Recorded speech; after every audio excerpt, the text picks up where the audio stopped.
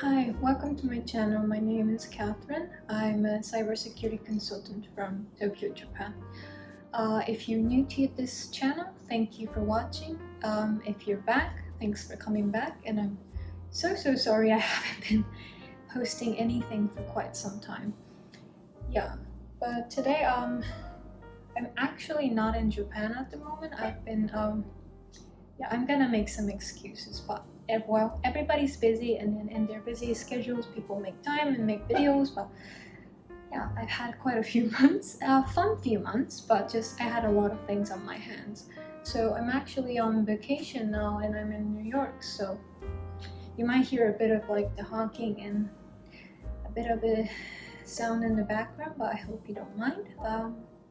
Yeah, and I was just getting ready to go to see an opera tonight, and well, got dressed up, so I figured why not take a video and yeah, talk about cybersecurity. So yeah, so today, well, since I'm on vacation, I thought it might be a good idea to talk about the work-life balance of a cybersecurity consultant. Yeah, so if you don't know that much about me, I work usually in Japan as a cybersecurity consultant, and I'm 25, almost turning 26, and I've been working for about 2 years and a bit now. So I'm not that experienced yet. I mean, well, experienced enough, I think, in my opinion, but I'm still kind of a baby in this industry. Anyways, I do a lot of the project management. I do some of the SOC, so security response automation implementation and consulting on that, and yeah, a bunch of other things. But yeah, um, I'm in, yeah, that's what I do. Anyway, so work-life balance-wise, I think, I don't know if this applies only to consultants, but I think in general, not just cybersecurity consultants, but consultants, I think the way we work is based on projects. So once the project, when the project is going, we tend to be pretty busy. Well, and also it depends on like the client also. Like if the client is in a busy phase, then of course you'll be busy alongside with them. But then, well, sometimes we don't have that much to do. To be honest, well, you always find something to do, so it's not like we have nothing to do, but like there's like a wave. So sometimes we're extremely busy, sometimes we're a little laid back.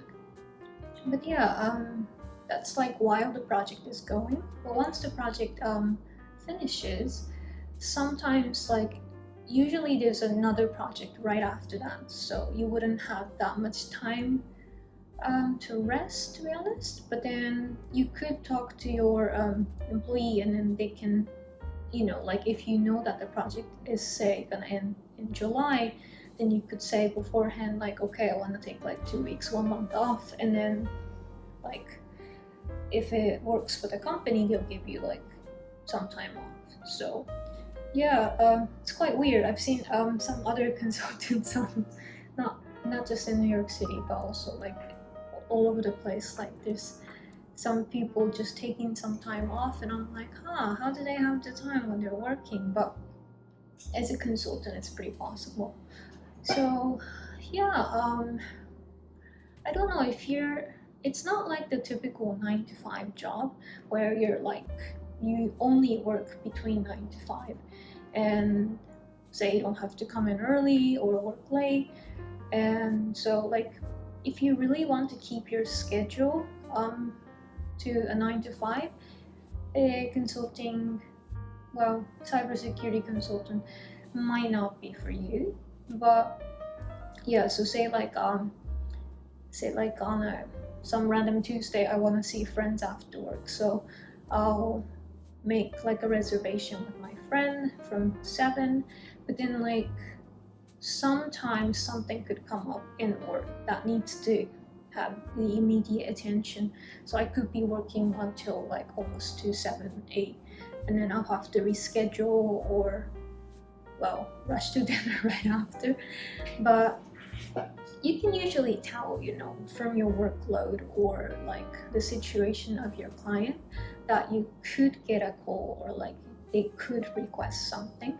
I mean, that's part of the job of a consultant. Like, you're not just waiting there for something to come to you, you sort of anticipate and then prepare beforehand. So yeah, what I do is that, like, unless I know that I'm absolutely sure that I will be free that particular day, I wouldn't make commitments with my friends. At least I'll say, like, okay, I should be free on, say, Tuesday from 6 o'clock, but I'm not sure, so please, like, we shouldn't make a reservation, and I'm sorry if I have to reschedule, that kind of thing. But yeah, sometimes, like, say it's my dad's birthday or something and I really want that day off, then I'll, again, talk with my colleagues, and then, like, if it's not a special day for them, then they'll cover up for me, say even something comes up after 5 or 6. So yeah, again, it really depends on the team and where you are, and what kind of consulting you're doing, even in cybersecurity, what kind of project you're involved in. But in most of the cases, if you have a team that you can communicate with and kind of like adjust according to like everybody's plans. So yeah, for example, like, I'm taking like 2 weeks off now, but until now, for like the past 7-8 months, I haven't taken almost like any time off. The only time I took time off was like one Friday and another afternoon for a few hours, because I had to go get some documents at a local office or something like that. So my team knows that I really wanted to take some time off, and then I've been covering for them when they were taking time off. So it's like, it's all right that I'm taking some time off. So yeah, I mean, personally, I like how the consultants operate. Yes, it can be quite demanding at times.